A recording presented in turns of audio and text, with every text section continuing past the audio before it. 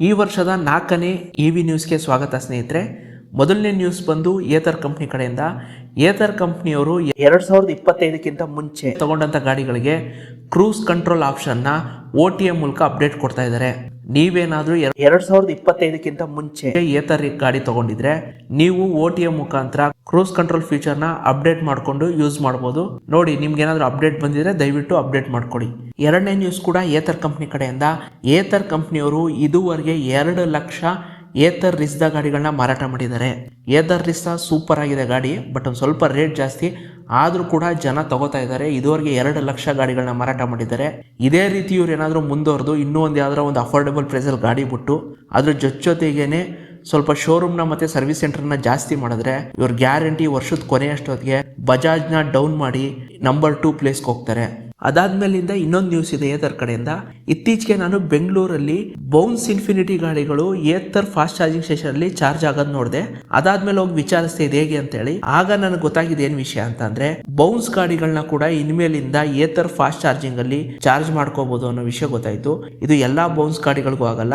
Bounce ಗಾಡಿಗಳನ್ನ ತಿಂಗಳು ಬಾಡಿಗೆ ಲೆಕ್ಕದಲ್ಲಿ ತಗೊಂಡಿದಾರಲ್ಲ, ಉದಾಹರಣೆಗೆ ಬೆಂಗಳೂರಲ್ಲಿ ಡೆಲಿವರಿ ಬಾಯ್ಸ್ ಗಳಿಗೆ ತಿಂಗಳು ಬಾಡಿಗೆ ಲೆಕ್ಕದಲ್ಲಿ ಬೌನ್ಸ್ ಗಾಡಿಗಳನ್ನ ಬಾಡಿಗೆ ಕೊಡ್ತಾ ಇದ್ರೆ ಆ ಗಾಡಿಗಳನ್ನ ಏತರ್ ಚಾರ್ಜಿಂಗ್ ಸ್ಟೇಷನ್ ಗಳಲ್ಲಿ ಫಾಸ್ಟ್ ಚಾರ್ಜ್ ಮಾಡ್ಕೋಬಹುದು. ಇದೇ ರೀತಿ ಮುಂದುವರಿತು ಅಂದ್ರೆ ಏತರ್ ಕಂಪ್ನಿ ಕೇವಲ ಎಲೆಕ್ಟ್ರಿಕ್ ವೆಹಿಕಲ್ ಕಂಪ್ನಿ ಆಗುಳಿಯಲ್ಲ, ಅದು ಮುಂದಕ್ಕೆ ಫಾಸ್ಟ್ ಚಾರ್ಜಿಂಗ್ ನೆಟ್ವರ್ಕ್ ಇರುವಂತ ಕಂಪ್ನಿ ಆಗು ಕೂಡ ಬದಲಾಗುತ್ತೆ. ಈಗಾಗಲೇ 5,000 ಚಾರ್ಜಿಂಗ್ ಸ್ಟೇಷನ್ಗಳಿದೆ ಏತರ್ ಅವ್ರ ಹತ್ರ. ಇದೇ ರೀತಿ ಮುಂದುವರಿತಿದ್ರೆ ಮುಂದಕ್ಕೊಂದ್ ದಿವಸ TVS, ಬಜಾಜ್ ಕಂಪ್ನಿಯವರು ಕೂಡ ಏತರ್ ಚಾರ್ಜಿಂಗ್ ಸ್ಟೇಷನ್ಗಳಲ್ಲಿ ಚಾರ್ಜ್ ಮಾಡ್ಕೊಳ್ಳುವಂತ ಕಾಲ ತುಂಬಾ ದೂರ ಇಲ್ಲ. ಮುಂದಕ್ಕೆ ಏತರ್ ಕಂಪ್ನಿಯವರು ಇದ್ರ ಬಗ್ಗೆ ಏನಾದರೂ ನಿರ್ಧಾರ ತಗೊಂಡು ಎಲ್ಲಾ ಕಂಪ್ನಿ ಗಾಡಿಗಳನ್ನು ಕೂಡ ಏತರ್ ಚಾರ್ಜಿಂಗ್ ಸ್ಟೇಷನ್ಗಳಲ್ಲಿ ಚಾರ್ಜ್ ಮಾಡೋದಕ್ಕೆ ಅವಕಾಶ ಕೊಡ್ತಾರಾ ಇಲ್ವಾ ನೋಡೋಣ ಮುಂದಕ್ಕೆ ಏನಾಗುತ್ತೆ ಅಂತ. ಮುಂದಿನ ನ್ಯೂಸ್ ಬಂದು TVS ಕಂಪ್ನಿ ಕಡೆಯಿಂದ. TVS ಕಂಪ್ನಿಯವರು ಈ ವಾರ TVS EFX 30 ಅನ್ನೋ ಎಲೆಕ್ಟ್ರಿಕ್ ಮೋಟರ್ ಸೈಕಲ್ಗೆ ಪೇಟೆಂಟ್ ನ ಇಂಡಿಯಾದಲ್ಲಿ ಫೈಲ್ ಮಾಡಿದ್ದಾರೆ. ನಾನು ಹೋದ ವಾರ ಹೇಳಿದೆ, ಹೀರೋ ವಿಡಾದವರು VXZ ಅನ್ನೋಂಥ ಎಲೆಕ್ಟ್ರಿಕ್ ಮೋಟರ್ ಬೈಕ್ಗೆ ಪೇಟೆಂಟ್ ನ ಇಂಡಿಯಾದಲ್ಲಿ ಫೈಲ್ ಮಾಡಿದ್ದಾರೆ ಅಂತ. ಈ ವಾರ TVS ಅವರು ನಾವೇನು ಕಮ್ಮಿ ಅನ್ನೋ ರೀತಿ TVS EFX 30 ಅನ್ನೋಂಥ ಹೆಸರಲ್ಲಿ ಎಲೆಕ್ಟ್ರಿಕ್ ಮೋಟರ್ ಬೈಕ್ಗೆ ಇಂಡಿಯಾದಲ್ಲಿ ಪೇಟೆಂಟ್ ನ ಫೈಲ್ ಮಾಡಿದ್ದಾರೆ. ಸೊ ಇದರಿಂದ ಏನು ಗೊತ್ತಾಗ್ತಿದೆ ಅಂದ್ರೆ, ಹೀರೋ ವಿಡಾ ಆದ್ಮೇಲೆ TVS ಕೂಡ ಎಲೆಕ್ಟ್ರಿಕ್ ಬೈಕ್ ನ ಲಾಂಚ್ ಮಾಡೋದಕ್ಕೆ ರೆಡಿ ಮಾಡ್ಕೋತಿದೆ ಅಂತ. ನನ್ನ ಪ್ರಕಾರ ಇದು ಇಂಡಿಯಾದಲ್ಲಿ ಲಾಂಚ್ ಆಗೋ ಡೌಟು. ಇದನ್ನ ಇಲ್ಲಿ ತಯಾರಿಸಿ ಯುರೋಪಿಯನ್ ಕಂಟ್ರಿಗಳಿಗೆ ಎಕ್ಸ್ಪೋರ್ಟ್ ಮಾಡ್ಬೋದು. ಯಾಕೆ ಅಂತ ಅಂದ್ರೆ ಇಂಡಿಯಾದಲ್ಲಿ ಜನ ಯಾರೂ ಎಲೆಕ್ಟ್ರಿಕ್ ಬೈಕ್ಗಳನ್ನ ಜಾಸ್ತಿ ತಗೋತಿಲ್ಲ. ಆದ್ರಿಂದ ಇದನ್ನ ಇಂಡಿಯಾದಲ್ಲಿ ತಯಾರಿಸಿ ಯುರೋಪ್ ದೇಶಗಳಿಗೆ ಎಕ್ಸ್ಪೋರ್ಟ್ ಮಾಡ್ಬೋದು ಅಂತ ಅನ್ಕೊಂಡಿದೀನಿ. ಈಗಾಗಲೇ TVS ಅವರು ಅಲ್ಟ್ರಾವೈಲೆಟ್ ಕಂಪ್ನಿಲಿ ಇನ್ವೆಸ್ಟ್ಮೆಂಟ್ ಮಾಡಿದ್ದಾರೆ. ಈಗೇನ್ ಇವರು ಫೈಲ್ ಮಾಡಿದಾರಲ್ಲ TVS EFX 30 ಅನ್ನೋ ಹೆಸರಲ್ಲಿ ಪೇಟೆಂಟ್ ನ, ಅದು ಅಲ್ಟ್ರಾವೈಲೆಟ್ ಕಂಪ್ನಿಯಿಂದ ಟೆಕ್ನಾಲಜಿ ತಗೊಂಡು ಮಾಡ್ತಿರೋದಾ ಅಥವಾ ಪೂರ್ತಿ TVS ಅವರೇ ಓನ್ ಆಗಿ ಡಿಸೈನ್ ಮಾಡಿ ಟೆಕ್ನಾಲಜಿನ ಅವರೇ ರೆಡಿ ಮಾಡಿ ಮಾಡ್ತಿರೋದ ಅನ್ನೋದು ಮುಂದಿನ ದಿವಸಕ್ಕೆ ಗೊತ್ತಾಗುತ್ತೆ. ನೋಡೋಣ. TVS ಮತ್ತೆ ಹೀರೋ ವಿಡಾ ಎರಡು ಕಂಪ್ನಿಯವರು ನಾವು ಎಲೆಕ್ಟ್ರಿಕ್ ಬೈಕ್ ನ ಲಾಂಚ್ ಮಾಡ್ತೀವಿ ಅಂತ ಹೇಳಿದ್ದಾರೆ. ಇನ್ನು ಉಳಿದಿರೋದು ಯಾವುದು ಅಂದ್ರೆ ಬಜಾಜು.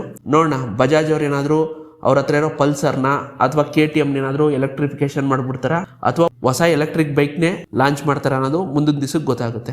ಮುಂದಿನ ನ್ಯೂಸ್ ಬಂದು ಬಜಾಜ್ ಕಂಪ್ನಿ ಕಡೆಯಿಂದ. ಬಜಾಜ್ ಅವರು ಇತ್ತೀಚೆಗೆ ಲಾಂಚ್ ಮಾಡಿದಂತ ಚೇತಕ್ C250 ಗಾಡಿದು ಬೆಂಗಳೂರಲ್ಲಿ ಬುಕ್ಕಿಂಗ್ ಓಪನ್ ಆಗಿದೆ. ನಿಮ್ಗೆ ಒಂದು ವಾರದಲ್ಲೆಲ್ಲ ಗಾಡಿ ಸಿಗುತ್ತೆ ಅಂತ ಹೇಳ್ಬಿಟ್ಟು ನಾನು ಇತ್ತೀಚೆಗೆ ಶೋರೂಮ್ ಅಲ್ಲಿ ವಿಚಾರಿಸಿದಾಗ ಗೊತ್ತಾಯ್ತು. ನೀವೇನಾದ್ರೂ ಬುಕ್ ಮಾಡ್ಕೊಳ್ಳೋ ಆಗಿದ್ರೆ ಬುಕ್ ಮಾಡ್ಕೊಳ್ಳಿ. ಹತ್ತಿರ 4,000 ರೂಪಾಯಿ ತನಕ ನಿಮ್ಗೆ ಡಿಸ್ಕೌಂಟ್ ಸಿಗುತ್ತೆ. ಎಕ್ಸ್ ಶೋರೂಮ್ ಪ್ರೈಸ್ ಬಂದು 87,000 ಇದೆ. ಬಟ್ ಒಂದು ಪ್ರಾಬ್ಲಮ್ ಏನಪ್ಪಾ ಅಂದ್ರೆ, ಫಸ್ಟ್ ಬ್ಯಾಚ್ ಗಾಡಿಗಳು ಕಾಮನ್ ಆಗಿ ಸಣ್ಣ ಪುಟ್ಟ ತೊಂದರೆಗಳಿರುತ್ತೆ. ನನಗೆ ಕೇಳೋದಾದ್ರೆ ಫಸ್ಟ್ ಬ್ಯಾಚ್ ಗಾಡಿಗಳಲ್ಲಿ ಯಾವತ್ತಿದ್ರೂ ಸಣ್ಣ ಪುಟ್ಟ ಪ್ರಾಬ್ಲಮ್ಗಳಿರುತ್ತೆ. ನೀವೇನಾದ್ರೂ ತಗೊಳ್ಳೋದಾದ್ರೆ 6 ತಿಂಗಳು ಕಾದು ಆಮೇಲೆ ಯಾವುದೇ ರೀತಿಯಂತ ಹೊಸ ಗಾಡಿಗಳನ್ನ ತಗೊಳ್ಳಿ. ಸದ್ಯಕ್ಕೆ ಇಷ್ಟೇ ನ್ಯೂಸು ಬಜಾಜ್ ಕಂಪ್ನಿ ಕಡೆಯಿಂದ. ಮುಂದಿನ ನ್ಯೂಸ್ ಬಂದು ಹೀರೋ ವಿಡಾ ಕಂಪ್ನಿಯವರು. ಹೀರೋ ವಿಡಾ ಕಂಪ್ನಿಯವರು ಹೋದ ವರ್ಷನೇ ಹೇಳಿದ್ರು, ನಾವು ನಮ್ಮ ಹೀರೋ ವಿಡಾ ಗಾಡಿಗಳನ್ನ ಯುರೋಪ್ ಕಂಟ್ರಿಗಳಿಗೆ ಎಕ್ಸ್ಪೋರ್ಟ್ ಮಾಡ್ತೀವಿ ಅಂತ ಹೇಳಿ, ಮುಖ್ಯವಾಗಿ UK, ಫ್ರಾನ್ಸ್ ಮತ್ತೆ ಇಟಲಿಲಿ. ಈ ವಿಷಯವಾಗಿ ಈ ವರ್ಷದ ಮಧ್ಯದೊಳಗೆಲ್ಲ ನಾವು ಅಲ್ಲಿ ಶೋರೂಮ್ಗಳನ್ನ ಓಪನ್ ಮಾಡ್ತೀವಿ ಅಂತ ತಿಳಿಸಿದ್ದಾರೆ. ಮುಂದಿನ ನ್ಯೂಸ್ ಬಂದು ಓಲಾ ಕಡೆಯಿಂದ. ಏನ್ ನ್ಯೂಸ್ ಇರ್ಬೋದು ಅಂತ ಗೆಸ್ ಮಾಡಿ ನೋಡೋಣ. ತುಂಬಾ ತಲೆ ಉಪಯೋಗಿಸ್ಕೋಬೇಡಿ, ನಾರ್ಮಲ್ಲು ಓಲಾಗೆ ವಾಪಸ್ ಬೆಂಕಿ ಬಿದ್ದಿದೆ. ಸೊಲ್ಲಾಪುರದಲ್ಲಿ ಸ್ಕೂಲ್ ಮುಂದೆನೆ ಓಲಾ S1 ಪ್ರೋಗೆ ಬೆಂಕಿ ಬಿದ್ದಿದೆ. ಬಟ್ ಇದು ತುಂಬಾ ಜನ ಆನ್ಲೈನ್ ಅಲ್ಲಿ ಟ್ರೋಲು ಮಾಡ್ತಾ ಇದ್ದಾರೆ, ಮತ್ತೆ ತುಂಬಾ ಜನ ಇದ್ರ ಬಗ್ಗೆ ಕಳವಳ ಕೂಡ ವ್ಯಕ್ತಪಡಿಸಿದ್ದಾರೆ. ಯಾಕೆ ಅಂತ ಅಂದ್ರೆ, ಇದು ಸ್ಕೂಲ್ ಮುಂದೆನೆ ಬೆಂಕಿ ಬಿದ್ದಿರೋದು. ಅಷ್ಟೇ ಅಲ್ಲ, ಸ್ಕೂಟ್ರಲ್ಲಿ ತಂದೆ ಮತ್ತೆ 3 ವರ್ಷದ ಮಗಳು ಇಬ್ರು ಕೂಡ ಕೂತಿದ್ರು. ಅಂತ ಟೈಮಲ್ಲೇ ಬೆಂಕಿ ಬಿದ್ದಿರೋದು. ಬಟ್ ಯಾರಿಗೂ ಏನು ಆಗಿಲ್ಲ. ಹೊಗೆ ಬರ್ಸಂಗೆನೆ ಇಬ್ರು ಕೂಡ ದೂರ ಬಂದ್ಬಿಟ್ಟಿದ್ದಾರೆ. ಆದ್ರಿಂದ ಬರೀ ಸ್ಕೂಟರ್ ಮಾತ್ರ ಬೆಂಕಿ ಎತ್ಕೊಂಡಿದೆ. ಬಟ್ ಇದನ್ನ ನೋಡಿ ಆನ್ಲೈನ್ ಅಲ್ಲಿ ಎಲ್ಲರೂ ಕ್ವಶನ್ ಕೇಳ್ತಾ ಇದ್ದಾರೆ, ಈ ರೀತಿ ಆದ್ರೆ ಹೇಗೆ ಅಂತ. ಇದೇನು 1-2 ಅಲ್ಲ, ಹತ್ತತ್ರ ಲೆಕ್ಕ ಆಗ್ತಾ ಹೋಯ್ತಿದ್ರೆ ಹನುಮಂತನ ಬಾಲದಷ್ಟು ಬೆಳಿತಾನೇ ಹೋಯ್ತದೆ ಇವ್ರುಗಳದು ಬೆಂಕಿ ಬೀಳೋವಂಥದ್ದು. ನೋಡೋಣ ಇದ್ರ ಬಗ್ಗೆ ಓಲಾದವ್ರೇನು ಕ್ರಮ ತಗೊಳ್ಳಲ್ಲ, ಅಟ್ಲೀಸ್ಟ್ ಸರ್ಕಾರದವ್ರು ಏನು ಕ್ರಮ ತಗೋತಾರೆ ಅಂತ ಮುಂದಿನ ದಿವಸದಲ್ಲಿ ನೋಡೋಣ. ಈ ಸುದ್ದಿ ಆಚೆ ಬರ್ತಿದ್ದಂಗೆನೆ ಓಲಾ ಕಂಪ್ನಿಯವರು ಒಂದು ದಿಟ್ಟವಾದಂಥ ದೃಢವಾದಂಥ ನಿರ್ಧಾರ ತಗೊಂಡಿದ್ದಾರೆ. ಏನು ಓಲಾ ಕಂಪ್ನಿಯವರು ಗಾಡಿ ಮಾರೋದನ್ನ ನಿಲ್ಲಿಸ್ಬಿಟ್ರಾ ಅಥವಾ ಓಲಾ ಕಂಪ್ನಿನೇ ಮುಚ್ಚಿಬಿಟ್ರಾ ಅಂತೆಲ್ಲ ಯೋಚನೆ ಮಾಡಕ್ಕೆ ಹೋಗ್ಬೇಡಿ. ಮಾಮೂಲಿ ಓಲಾ ಗಾಡಿಗಳ ಮೇಲೆ 22,000 ರೂಪಾಯಿ ತನಕ ರಿಪಬ್ಲಿಕ್ ಡೇ ಸೇಲ್ ಅಂತ ಹೇಳ್ಬಿಟ್ಟು ಆಫರ್ ಕೊಟ್ಟಿದ್ದಾರೆ. ನೋಡಿ, 22,000 ರೂಪಾಯಿ ತನಕ ಆಫರ್ ಕೊಟ್ಟಿದ್ದಾರೆ. ತಗೊಳ್ಳೋ ಆಗಿದ್ರೆ ತಗೊಳ್ಳಿ. ಇದು ಕಾಮನ್ ಅವರು ಓಲಾದವರು ಯಾವಾಗಾದ್ರೂ ಬೆಂಕಿ ಎತ್ಕತ್ತು ದೊಡ್ಡ ನ್ಯೂಸ್ ಆಯಿತು ಅಂದರೆ ಸಡನ್ ಆಗಿ ಬಂದು ಒಂದು ಆಫರ್ ಕೊಟ್ಬಿಡೋದು. Republic day sale, independence day sale, ಗಣೇಶನ್ ಚತುರ್ಥಿ ಆಫರು, ದೀಪಾವಳಿ ಆಫರ್ ಅಂತ ಒಂದಷ್ಟು ದುಡ್ಡನ್ನ ಕಮ್ಮಿ ಮಾಡ್ಬಿಡೋದು. ಈಗಲೇ 2 ಪೈಸೆಗೆ ಬೆಲೆ ಇಲ್ಲ ಈ ಗಾಡಿಗೆ. ಇವ್ರೇನು 22,000 ಆಫರ್ ಅಲ್ಲ, 22,000ಕ್ಕೆ ಗಾಡಿನೇ ಕೊಡ್ತೀನಿ ಅಂದ್ರೆ ಯಾರು ತಗೊಳ್ಳಲ್ಲ. ಆ ರೇಂಜ್ಗೆ ಆಗಿದೆ ಇದ್ರ ಪರಿಸ್ಥಿತಿ. ಮುಂದಿನ ನ್ಯೂಸ್ ಬಂದು ವಿನ್ಫಾಸ್ಟ್ ಕಡೆಯಿಂದ. ವಿನ್ಫಾಸ್ಟ್ ಅವರು VF6 ಮತ್ತೆ VF7 ಕಾರ್ಗಳನ್ನ ಭಾರತ್ NCAPಯಲ್ಲಿ ಕ್ರ್ಯಾಶ್ ಟೆಸ್ಟ್ ಮಾಡಿದ್ದಾರೆ. 2 ಕಾರ್ಗಳಿಗೆ ಸೇಫ್ಟಿಲಿ 5 ಸ್ಟಾರ್ ರೇಟಿಂಗ್ ಸಿಕ್ಕಿದೆ. ವಿನ್ಫಾಸ್ಟ್ ಬಂದು ಚೈನಾ ಕಂಪ್ನಿ, ಬಂದು ಕೆಲವೇ ದಿವಸ ಆಗಿರೋದು, ಆದ್ರೂ ಕೂಡ ತುಂಬಾ ಜನ ಈ ಕಾರ್ಗಳನ್ನ ತಗೋತಾ ಇದ್ದಾರೆ.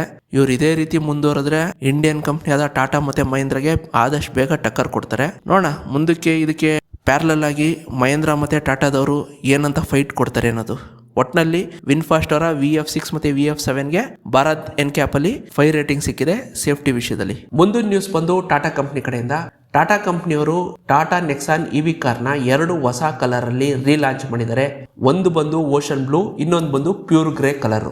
ನಿಮಗೆ 2 ಕಲರು ಇಷ್ಟ ಆಯ್ತಾ ಇಲ್ವನ್ನ ದಯವಿಟ್ಟು ಕಮೆಂಟ್ ಮಾಡಿ ತಿಳಿಸಿ. ಈಗಾಗಲೇ ಟಾಟಾ ನೆಕ್ಸಾನು ಒಟ್ಟು 13 ಕಲರ್ಲಿ ಅವೈಲೇಬಲ್ ಇತ್ತು, ಈಗ ಇನ್ನೂ 2 ಕಲರ್ ಸೇರಿಸಿದ್ದಾರೆ. ಮುಂದಿನ ನ್ಯೂಸ್ ಬಂದು ಸರ್ಕಾರದ ಕಡೆಯಿಂದ. ಸರ್ಕಾರದವರು ಈ ವರ್ಷದ ಬಜೆಟಲ್ಲಿ ಎಲೆಕ್ಟ್ರಿಕ್ ಗಾಡಿಗಳಿಗೆ ಹೆಚ್ಚಿನ ಸಬ್ಸಿಡಿ ಕೊಡಬೇಕು ಅಂತೇಳಿ ಕೆನೆಟಿಕ್ ಕಂಪ್ನಿಯ MD ಆದಂಥ ಫಿರೋಡಿ ಅವರು ಸರ್ಕಾರಕ್ಕೆ ರಿಕ್ವೆಸ್ಟ್ ಮಾಡಿದ್ದಾರೆ. ಮುಂಚೆ FAME 2 ಸಬ್ಸಿಡಿ ಇದ್ದಾಗ ಜಾಸ್ತಿ ಸಬ್ಸಿಡಿ ಸಿಗ್ತಿತ್ತು, ಆದರೆ ಹೋದ ವರ್ಷದಿಂದ ಬಂದಂಥ PME ಡ್ರೈವ್ ಸಬ್ಸಿಡಿಯಿಂದ ಕಮ್ಮಿ ಆಗಿಬಿಟ್ಟಿದೆ. ಇದನ್ನ ಈ ವರ್ಷ ಇನ್ನೂ ಕೂಡ ಜಾಸ್ತಿ ಮಾಡಬೇಕು ಸರ್ಕಾರಕ್ಕೆ ರಿಕ್ವೆಸ್ಟ್ ಮಾಡಿದ್ದಾರೆ. ನೋಡೋಣ, ಫೆಬ್ರವರಿ 1ನೇ ತಾರೀಕು ಈ ವರ್ಷದ ಬಜೆಟ್ ಇದೆ. ಬಜೆಟ್ ಅಲ್ಲಿ ಏನಾದರೂ ಸಬ್ಸಿಡಿನ ಜಾಸ್ತಿ ಮಾಡ್ತಾರಾ ಅಥವಾ ಸಬ್ಸಿಡಿನೇ ನಿಲ್ಲಿಸ್ಬಿಡ್ತಾರಾ ಅನ್ನೋದು ಗೊತ್ತಾಗುತ್ತೆ. ಮುಂದಿನ ನ್ಯೂಸ್ ಬಂದು ಕೂಡ ಸರ್ಕಾರದ ಕಡೆಯಿಂದ.